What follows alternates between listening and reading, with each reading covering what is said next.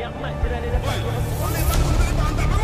kita buat ibadat sudah tentu akhlak Kita kat Mekah hati kita bersih tu mak. Mak bapak kita pada tempat yang sewajarnya.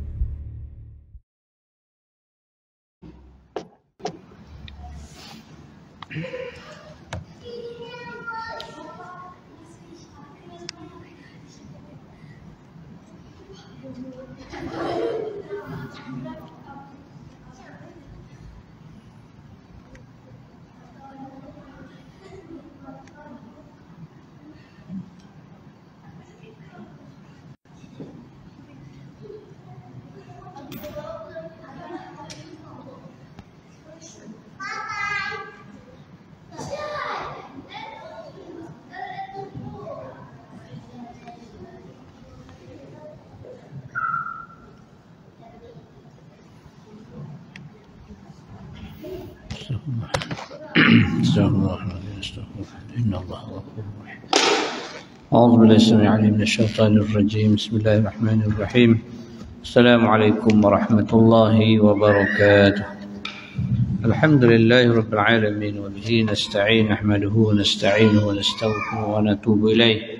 اللهم صل على سيدنا وحبيبنا وشفيعنا وزخرنا وقربتنا ومولانا محمد صلى الله عليه وسلم، ثم إلى أرواح أزواجه وأصحابه والتابعين وتابعيهم بإحسان إلى يوم الدين.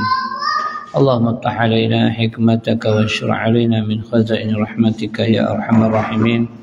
اللهم ارزقنا فهم النبيين وحفظ المرسلين وإلهام الملائكة المقربين والحمد لله رب العالمين. ثم أما بعد. Baik tuan-tuan rahimakumullah, mudah-mudahan kita sentiasa dan rahmat kasih Allah Subhanahu wa taala. Kita syukur kepada Allah Subhanahu wa taala, alhamdulillah atas segala nikmat yang Allah berikan kepada kita. Ucap syukur sangat-sangat. Nikmat iman, nikmat Islam, nikmat hidayah, nikmat taufik Allah Subhanahu wa taala. Karena ada orang yang ada ilmu tapi dia tidak ada hidayah. Ada hidayah tapi tak ada taufik daripada Allah Subhanahu wa taala. Maka kita nak semua. Kita nak hidayah Allah, kita nak taufik Allah, kita nak ilmu. Kita cari ilmu tapi tak ada hidayah. Ramai orang ada ilmu tapi tak ada hidayah Allah. Ada hidayah tapi tak ada taufik Allah Subhanahu wa taala. Dia tahu kelebihan pada majlis ilmu taman syurga Allah Subhanahu wa taala tapi dia tak datang. Kerana dia hanya ada ilmu, ada hidayah tapi tak ada taufik daripada Allah Subhanahu wa taala. Jadi kita yang ada taufik daripada Allah itu bimbingan Allah. Allah bimbing, Allah pegang tangan kita sehingga sampai ke taman syurga Allah Subhanahu wa taala, maka itulah orang yang paling beruntung dalam hidup mereka, kerana mereka ini mendapat ilmu, ada hidayah, ada taufik daripada Allah Subhanahu wa taala. Maka ucap syukur, alhamdulillah ya Allah, kerana Engkau telah memilih aku di kalangan ramai daripada hamba-hamba-Mu tapi tidak terpilih. Maka aku ucap syukur, alhamdulillah. La in syakartum la azidannakum. Kalau bersyukur Allah tambah lagi.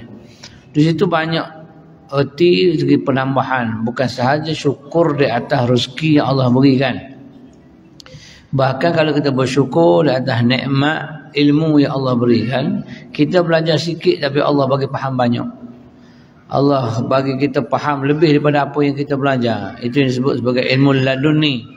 Ilmu yang Allah anugerahkan kepada kita tidak dianugerahkan kepada orang lain.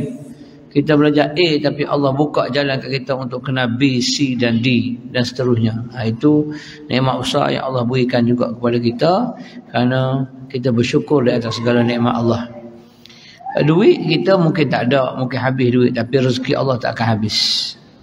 Jangan risau, jangan khawatir, jangan bimbang, kerana rezeki Allah itu tetap akan ada untuk kita.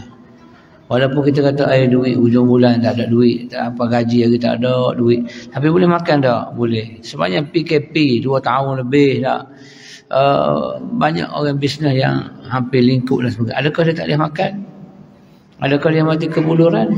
Tak. Ada sahaja orang yang membantu, adik-beradik mungkin, kawan, jiran, tetangga, masjid, surau dan sebagainya. Ada sahaja. Itu maksudnya rezeki Allah tak pernah putus. Kau mintalah, kita mintalah dengan Allah Subhanahu Wa Taala, pasti Allah akan berikan apa yang kita minta. Uji budak wa tadai iza da'an. Minta aku ujib. Aku akan terima, perkenankan segala apa yang kamu minta. Cumanya bentuk Allah beri itu mungkin tak sama apa yang kita minta. Kita minta bentuk bulat, Allah bagi bentuk lepek. Kita minta lepek, mungkin Allah bagi yang bulat. Mungkin kita minta hari ni Allah bagi lusa. Kita minta hari ni mungkin Allah bagi minggu depan. Tapi Allah akan bagi. Kalau tidak di dunia, Allah pasti akan bagi di akhirat.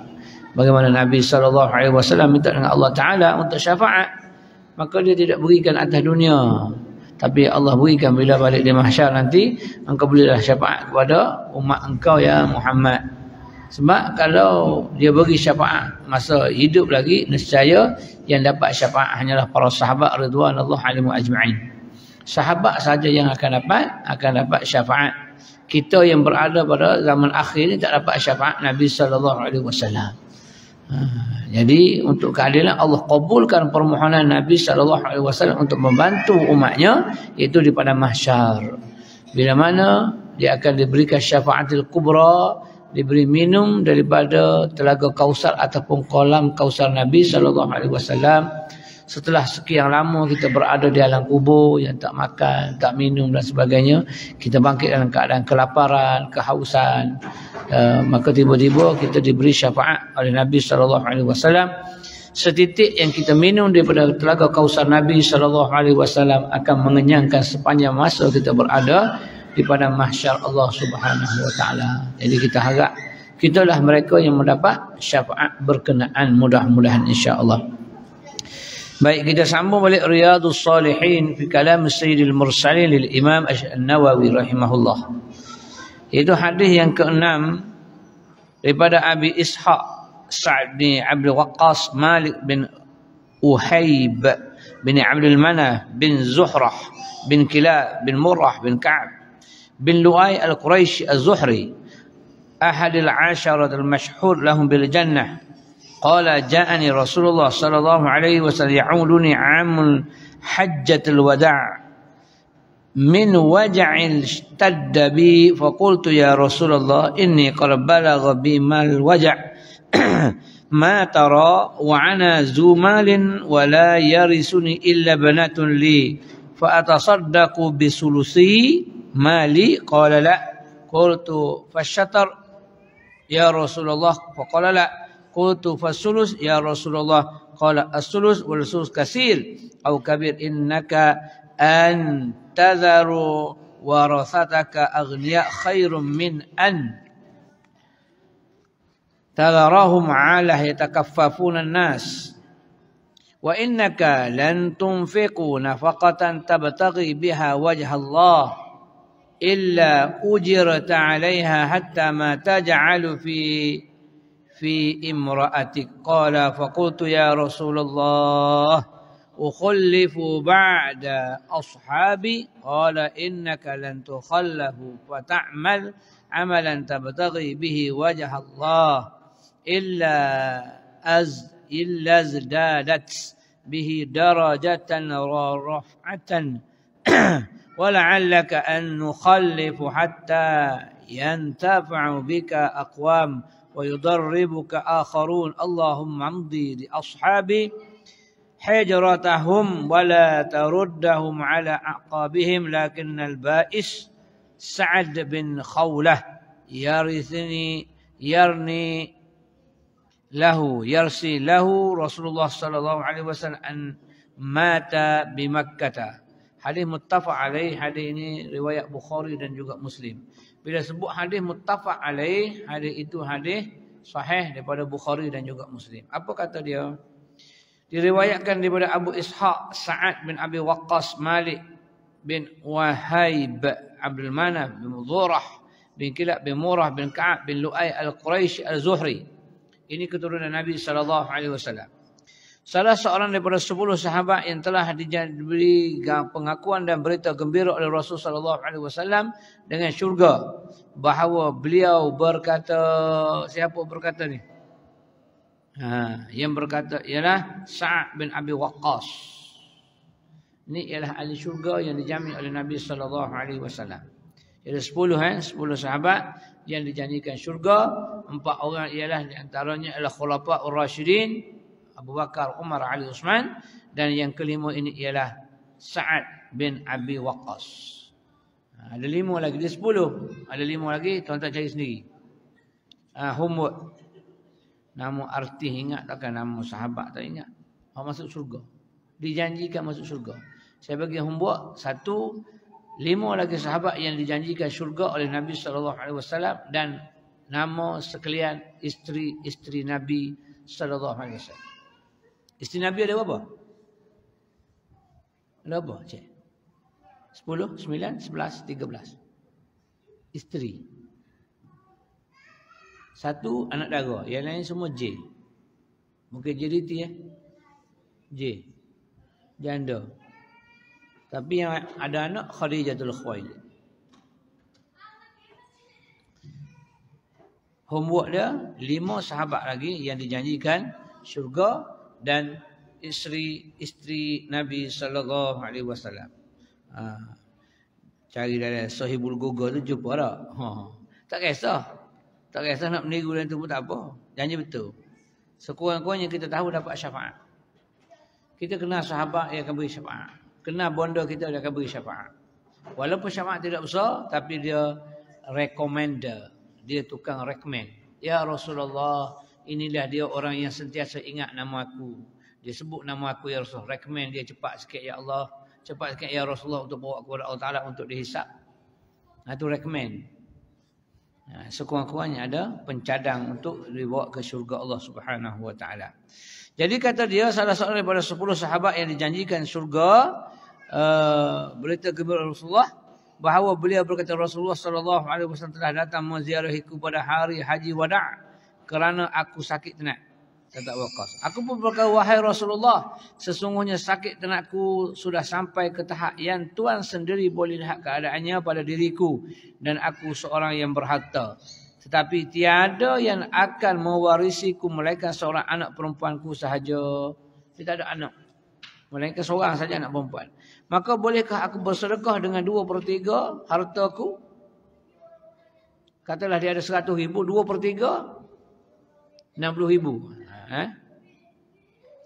Rasulullah SAW bersabda, la, tak boleh. 2/3 tak boleh. Aku berkata lagi, separuh hartaku 50,000. Wahai Rasulullah, baginda menjawab, tidak, pun tak boleh. Aku bertanya lagi, 1/3 wahai Rasulullah, boleh tak aku bayar 1/3 daripada harta tu untuk fisabilillah, sedekah dan sebagainya. Baginda menjawab, 1/3 pun sudah memadai. 1/3 itu pun sudah banyak ataupun sangat besar. Sebab tu wasiat wajib yang kita boleh berikan ialah 1/3 sahaja. Kalau kita kata bila aku meninggal, harta aku ni 2/3 aku nak wakaf fisabilillah. Maka dia tak akan jadi 2/3. Dia hanya jadi 1/3 sahaja. Sebab yang lulus untuk dijadikan wasiat wajib itu ialah 1/3 daripada harta sahaja. Kalau 3,000, 1,000 sahaja yang boleh diwakafkan dan sebagainya. Sesungguhnya bahawa kamu meninggalkan waris-warismu dalam keadaan kaya adalah lebih baik daripada kamu meninggalkan mereka dalam keadaan fakir dan menadah tangan kepada orang ramai. Mana kalau yang tinggal yang dia berada, dia tak akan meminta-minta. Kalau kita bagi 2/3 atau separuh daripada harta, nescaya ramai di kalangan waris, ahli waris tak dapat harta yang sebaik-baiknya. Maka dia akan jadi susah. Lalu dia meminta-minta. Meminta-minta itu tidak diajar dalam agama. Kecuali terdesak sangat. Itu je. Sebab kasbul halal. Usaha yang halal daripada tangan sendiri. Itulah usaha yang paling baik. Sebagaimana para sahabat. Sebagaimana para anbiya dan sebagainya. Sesungguhnya kamu tidaklah membelanjakan suatu perbelanjaan dengan niat untuk mencari redha Allah semata-mata, melainkan kamu akan diberi ganjaran atas perbelanjaan itu sehinggalah pada apa yang kamu suapkan ke dalam mulut isterimu. Maksudnya apa yang kita belanjakan untuk dapat redha Allah Subhanahu Wa Taala. Peringkat kita ahli ibadat ni, jangan kita mengharapkan pahala, jangan kita mengharapkan syurga. Kenapa tak nak harapkan pahala syurga dan sebagainya? Pahala adalah makhluk. Syurga juga adalah makhluk. Dosa adalah makhluk. Neraka juga adalah makhluk. Kalau kita buat ibadat semata-mata kerana nak syurga, berarti ada dua niat dalam satu ibadat. Kalau kita kata tinggalkan suatu maksiat kerana takut kepada neraka, bukan kerana Allah, mana ada dua niat. Nawaitu, ada dua niat dalam satu perbuatan. Itu tidak sepatutnya ada. Untuk peringkat ibtidai, untuk peringkat permulaan riyadatul qalb, kita nak menghidupkan hati, boleh kita niat untuk dapatkan pahala dan dapatkan balasan. Boleh. Tetapi apabila kita telah sampai satu peringkat yang kita rapat dengan Allah Subhanahu Wa Taala, kita tidak perlu motivasi pahala syurga dah, tak. Kita buat semata-mata kerana kita hamba, dialah Tuhan. Itu saja. Apa yang dia nak beri, apa yang nak balas, terserah kepada dia. Tetapi kita ingat dia sebut dah, faman ya'mal misqala dzarratin khairan yarah, wa man ya'mal misqala dzarratin syarran yarah.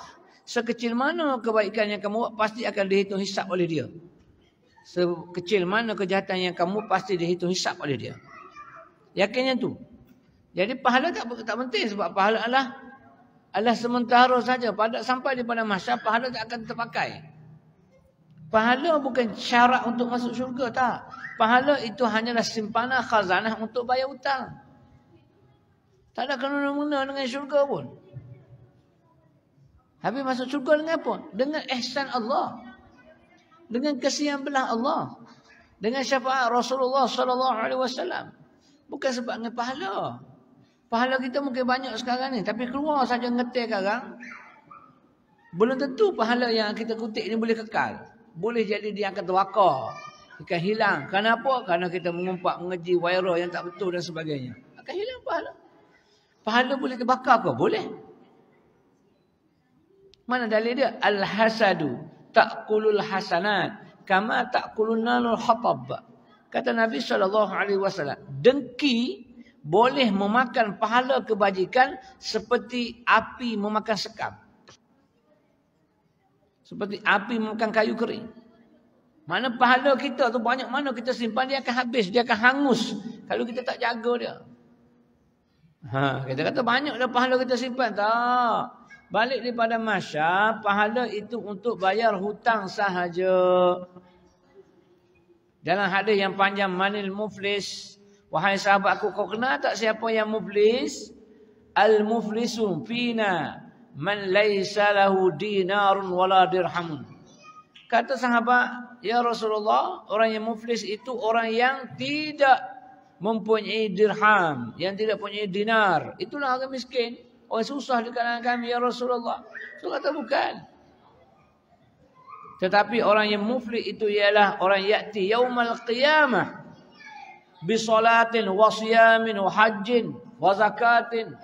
Tetapi orang ini orang yang datang pada hari kiamat dalam keadaan dia sembahyang, dalam keadaan dia puasa, dalam keadaan dia berzakat, dalam keadaan dia haji umrah. Tapi faqad syatama hadza wa qadhafa hadza wa safaka dama hadza. Tetapi masa hidup dahulu dia telah khianat kepada orang ini. Dia telah ambil harta orang ini. Dia telah menyumpah seranah orang ini. Dia telah mengalirkan darah orang ini. Maka apabila itu yang dibuat masa hidup dahulu, maka dia datang pada hari kiamat. Semua yang berhutang dengan dia tadi akan datang minta balasan balik. Bila minta balasan balik, lalu diberikan pahala-pahala untuk bayaran dia. Sebab tu pahala ini ialah mata wang yang kita gunakan di akhirat nanti, namanya pahala. Macam kita duduk di Malaysia, duit ringgit Malaysia.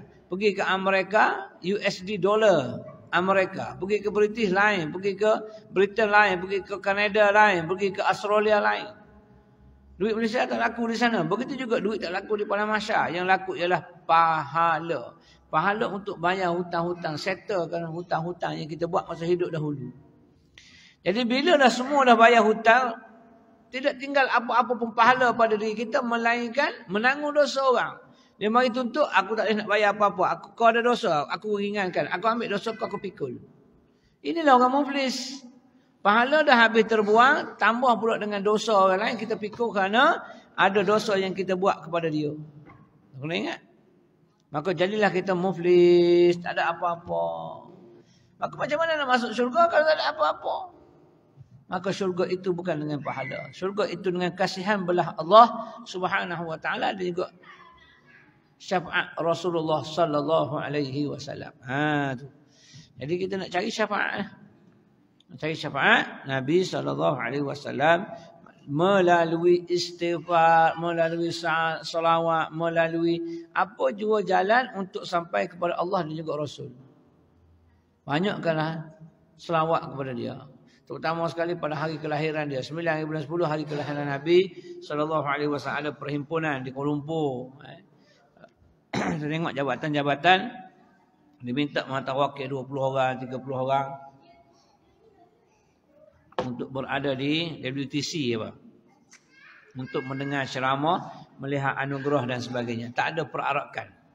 Setakat tadi saya tengok tak ada perarakan daripada JAKIM.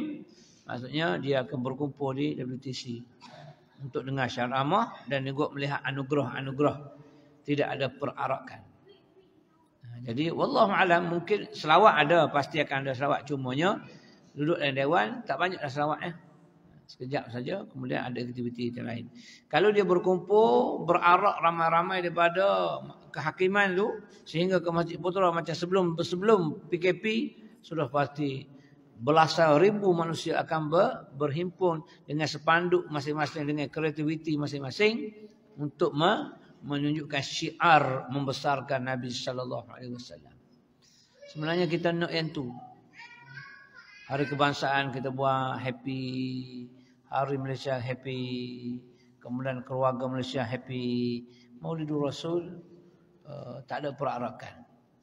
Tak ada perarakan, hanya berhimpun saja. Tak apa, buat imam apa sekalipun.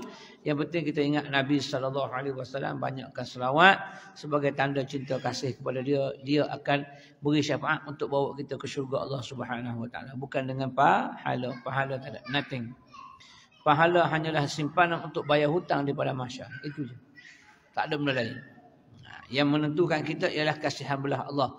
Allah kasihan tengok kita duduk dalam majlis ilmu. Allah kasihan tengok kita tunduk sujud malam dina hari. Allah kasihan. Lalu Allah masukkan kita dalam syurga. Tu.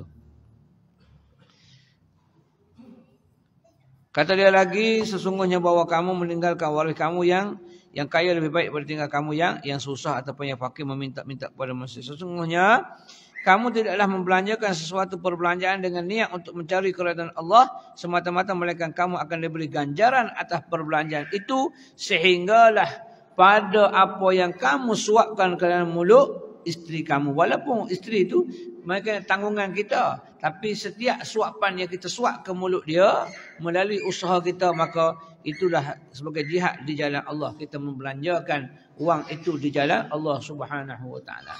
Sebab itu haram kita mengungkit. Haram kita mengungkit. Al-mannan bima a'ta. Kata Nabi SAW, salasatun. Ada 3 golongan manusia. La yukallimuhumullah. Wa la yanzuru ilaihim. Wa la yuzakkihim fil akhir. Walahum azabun alim. Ada 3 golongan manusia, kata Nabi SAW, yang mana Allah tidak akan bercakap dengan dia pada hari kiamat. Allah tidak akan tengok wajahnya pada hari kiamat. Bahkan Allah tidak maafkan kesalahannya pada hari kiamat.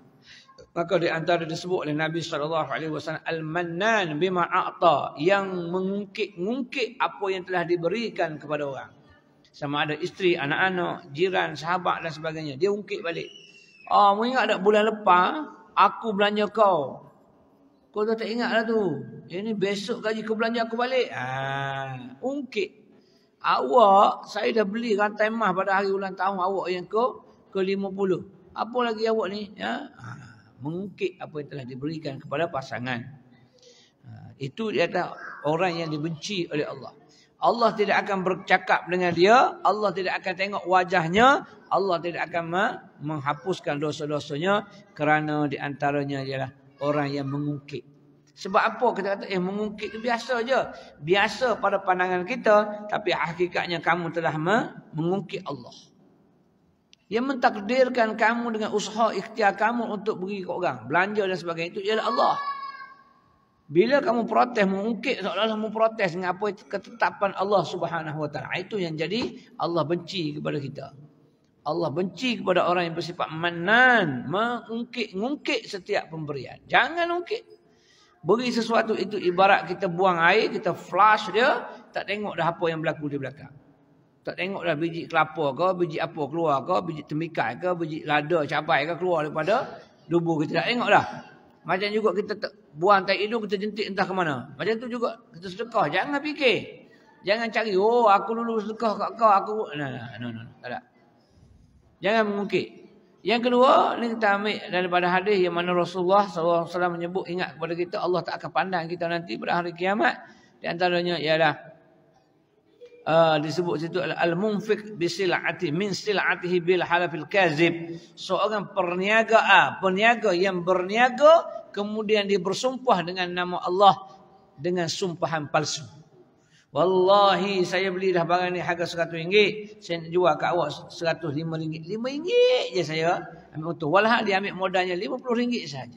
Tak perlu dia bersumpah dengan nama Allah kalau nak menipu. Sebab dia nak meyakinkan kawan dia jual dengan margin yang rendah. Sikit je RM5 je ambil untung. Padahal dia ambil untung dah berpuluh-puluh ringgit. Supaya kawan dia tak terasa hati. Lalu dia bersumpah. Wallahi. Sedangkan dia menipu. Allah tidak akan bercakap dengan dia. Allah tidak akan lihat wajahnya.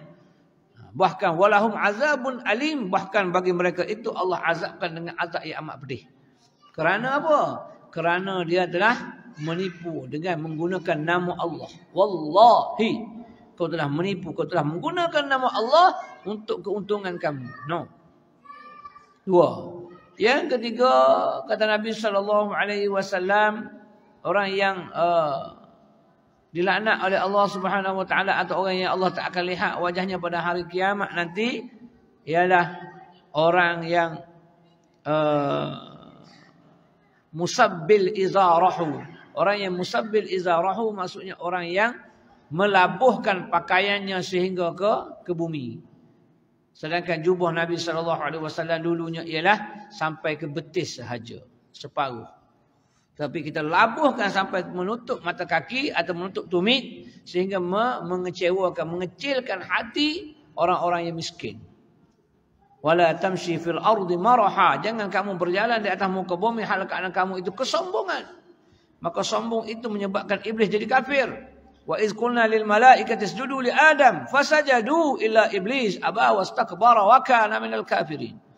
Bila mana Allah firmankan kepada malaikat, ya malaikat, usjud, sujudlah kamu li Adam, fasajadu, semuanya sujud illa iblis, kecuali iblis. Maka daripada situ ulama menyatakan iblis itu sebahagian daripada malaikat. Namanya Azazil.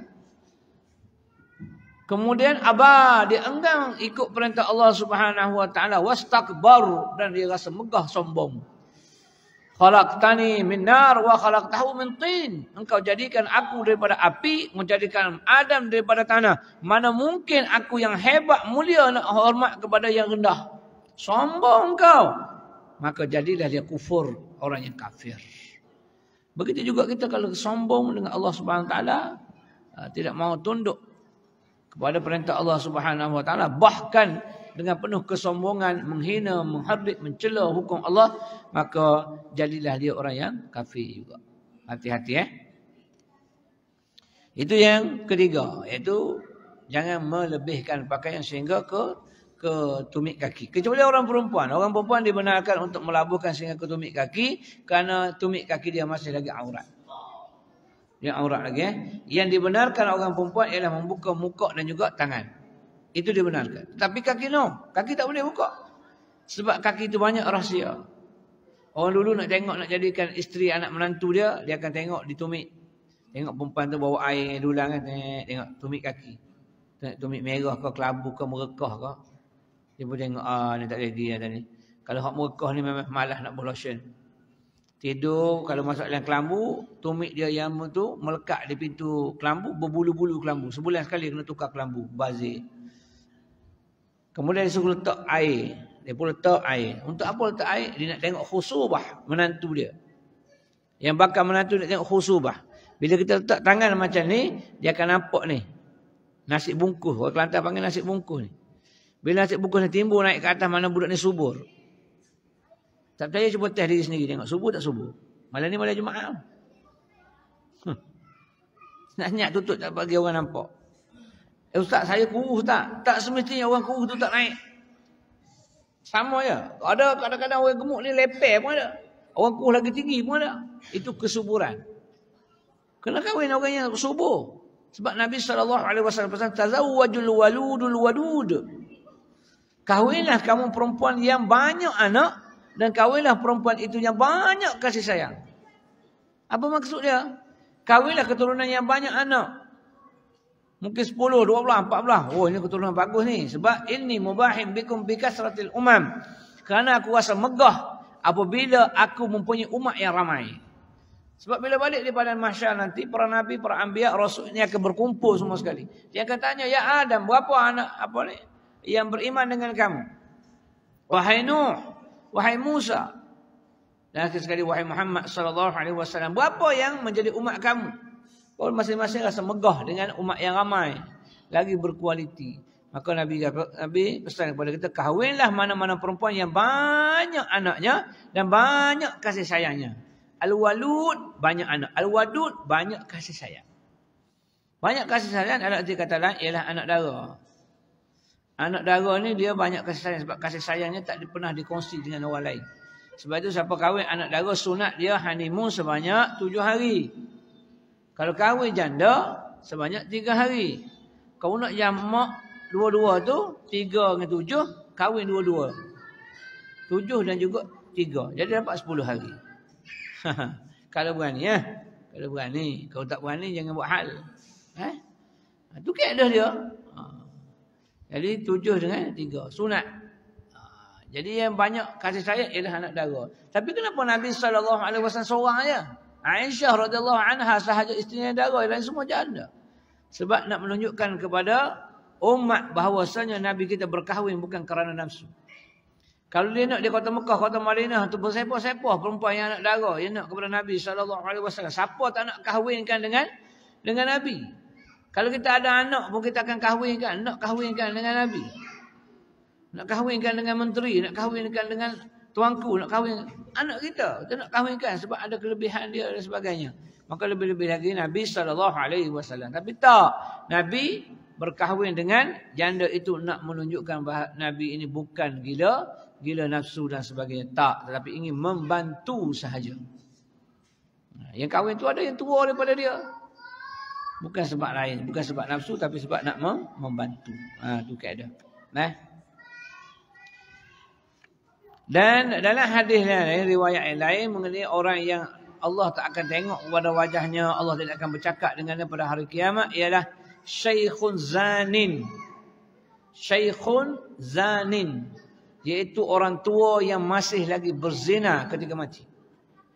Orang tua. Bukan maksudnya orang muda tu boleh berzina, tak.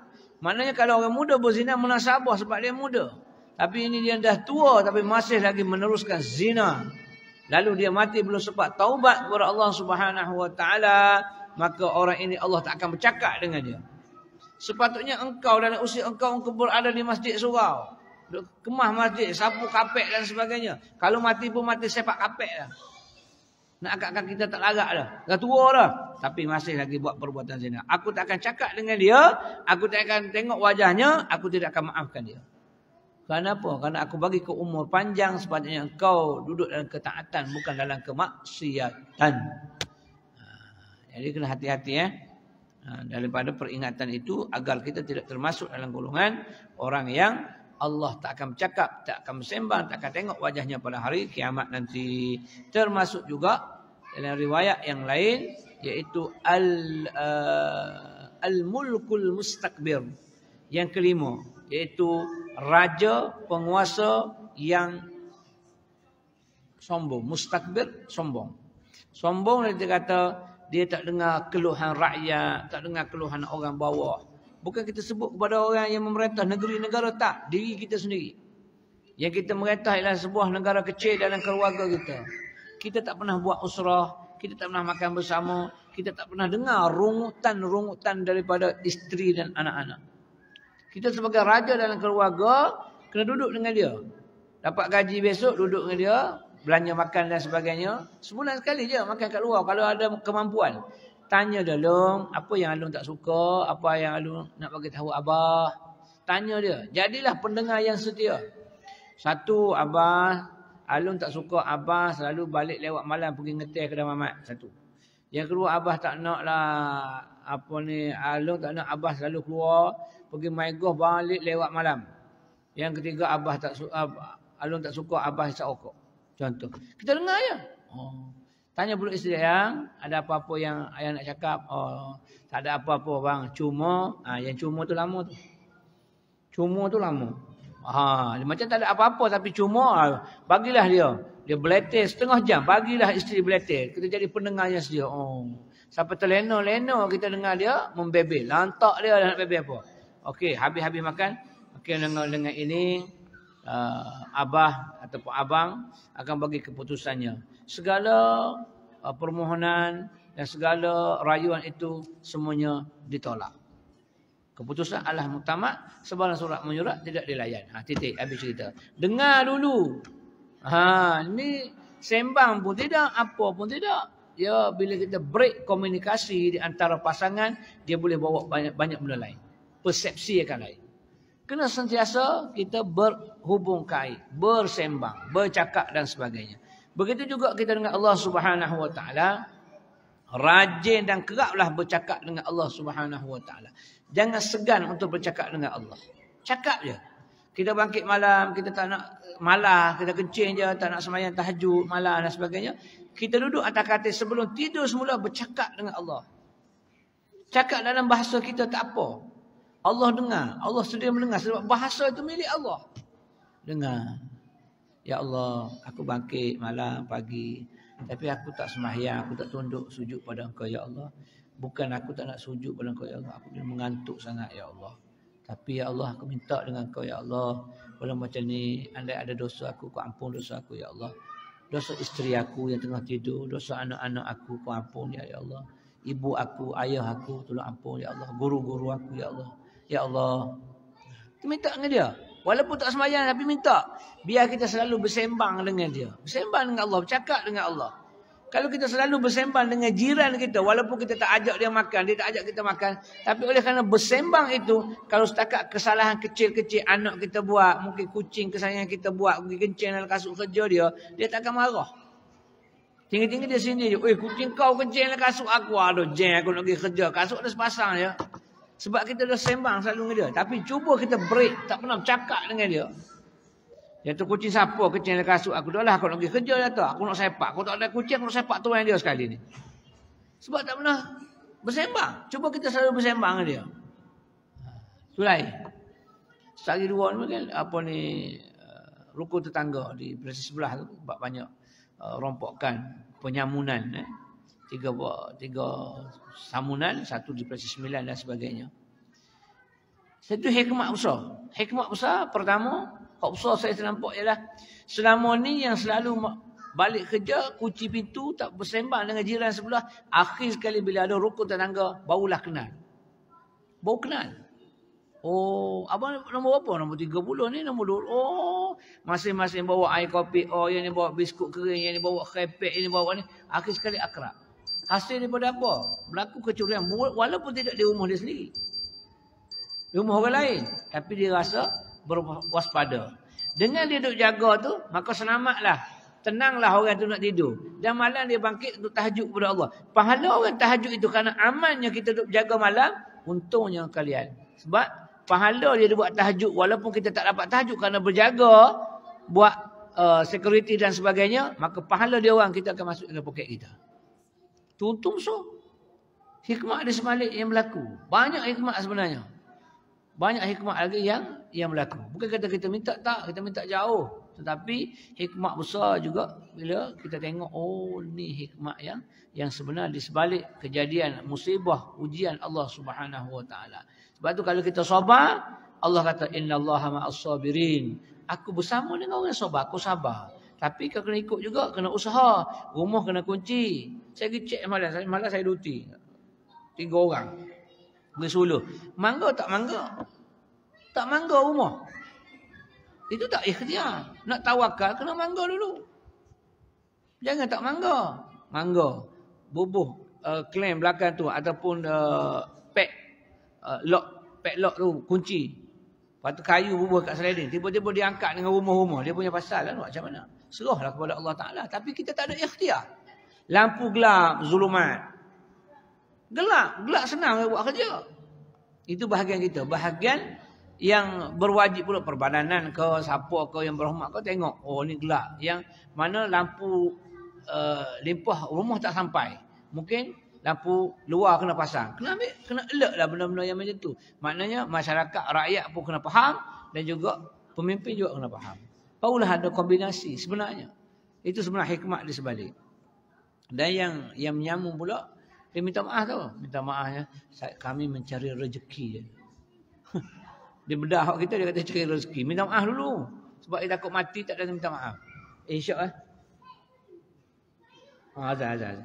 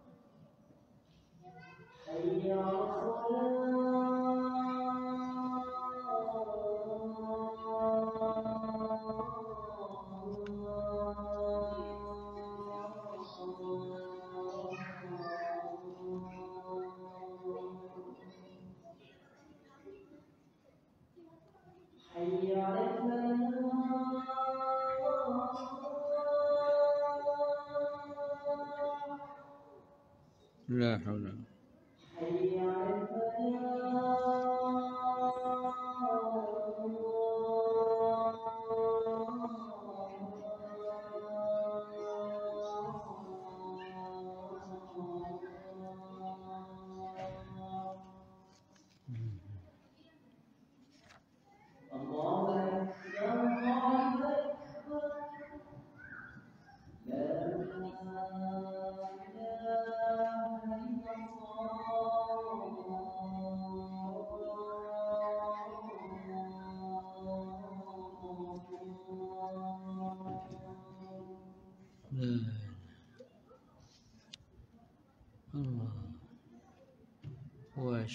Wab'ashul maqam.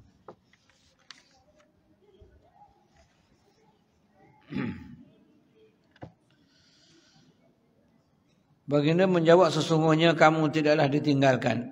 Sa'ad berkata, aku pun bertanya, wahai Rasulullah, adakah aku akan ditinggalkan di Mekah selepas sahabat-sahabatku balik ke Madinah, yakni berhijrah bersama Nabi SAW. Baginda menjawab, sesungguhnya kamu tidaklah ditinggalkan, lalu kamu melakukan sesuatu amalan dengan niat untuk mencari keridhaan Allah, melainkan kamu akan bertambah derajat dan kemuliaan. Maksudnya, sebab itu Nabi SAW disebutlah hijrah ba'dal fathi, walakinna jihad wan niyatun. Tidak akan berlaku lagi hijrah selepas pembukaan kota Mekah, tetapi yang berlaku selepas ini ialah niat dan juga jihad. Jihad wan niat, itu sahaja berlaku. Jadi pesan kepada Sa'ad, walaupun kau tak ikut aku dalam hijrah aku ini, tapi ingatlah kalau kamu mencari redha Allah, walaupun kamu berada di bumi Mekah sekalipun, kamu tetap akan dimuliakan oleh Allah Subhanahu wa taala. Jadi kata dia, mudah-mudahan kamu akan dipanjangkan umur, kata Nabi, sehingga beberapa golongan manusia akan mendapat manfaat dengan sebabmu, dan beberapa golongan manusia yang lain pula akan mendapat mudarat dengan sebabmu. Iaitu ada yang mendapat manfaat daripada Sa'ad mungkin dengan ilmu dia, dan dia dapat mudarat dengan peperangan yang dia lalui, lalu dia membunuh musuh-musuh Allah Subhanahu wa taala. Ya Allah, sempurnakanlah bagi sahabat-sahabatku akan hijrah mereka. Janganlah engkau kembalikan mereka ke belakang. Tetapi orang yang benar-benar malang ialah Sa'ad bin Khawlah. Rasulullah SAW berduka cita dan rasa kasihan terhadapnya kerana dia mati di Mekah. Di antara doa yang Nabi minta semua sahabat akan ikut pergi ke Madinah, tiba-tiba Sa'ad bin Khawlah ini tak sempat untuk pergi ke Madinah, lalu dia meninggal di Mekah. Ini menduka citakan Nabi SAW. Maka di mana sahaja carilah redha Allah Subhanahu wa taala. Bukan kerana pahala, bukan kerana syurga.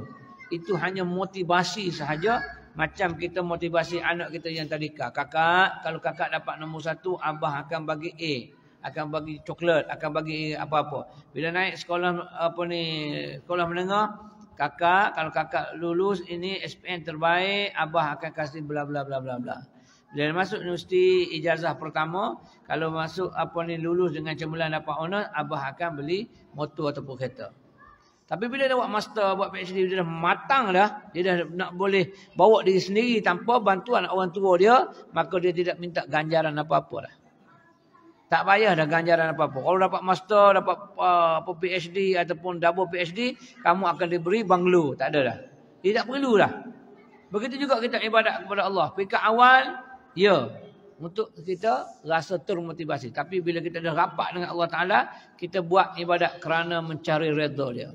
Nak dia redha. Apa yang kita buat, dia redha. Apa yang kita pakai, dia redha. Apa yang kita makan, dia redha. Apa yang kita... Semua redha Allah.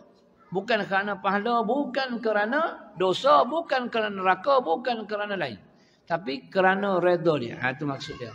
Jadi buatlah apa saja kamu berada di Mekah sekalipun, janji Allah redha, pasti kamu akan diangkat martabat oleh Allah Subhanahu wa taala. Maka kita pun sama juga, carilah redha Allah Subhanahu wa taala dalam kehidupan kita. Tak kiralah kita ni siapa sekalipun, walaupun kita ni kaya, maka Allah lagi kaya. Kita tetap iftiqar, tetap miskin, tetap mengharapkan daripada Allah. Walaupun kita ada status tinggi, kedudukan kita sekalipun, Datuk Tan Sri dan Tun dan sebagainya, tetap juga kita iftiqar, berhajat kepada Allah Subhanahu wa taala. Jangan rasa kesombongan, kerana kesemua itu adalah daripada Allah Subhanahu wa taala. Wallahu alam. Kita berhenti itu, sambung nanti ialah hadis yang ke-7 berkenaan dengan innallaha la yanzuru ila ajsamikum wala ila suwarikum walakin yanzuru ila qulubikum wa a'malikum. Allah tidak tengok rupa paras kamu, Allah tidak tengok harta yang kamu ada, tapi Allah akan melihat kepada amalan kamu dan juga hati, jiwa, perasaan kamu. Wallahu alam. Mudah-mudahan kita semua sentiasa dalam rahmat kasih Allah Subhanahu wa taala. Aqulu qawli hadza wa astaghfirullahaladzim lakum. Assalamualaikum warahmatullahi wabarakatuh. Subhanakallah bihamdika asyhadu an la ilaha illa anta astaghfiruka wa atubu ilaik. Wal 'asri innal insana lafi khusr illa allazina amanu wa 'amilus shalihat wa tawassaw bil haqqi wa tawassaw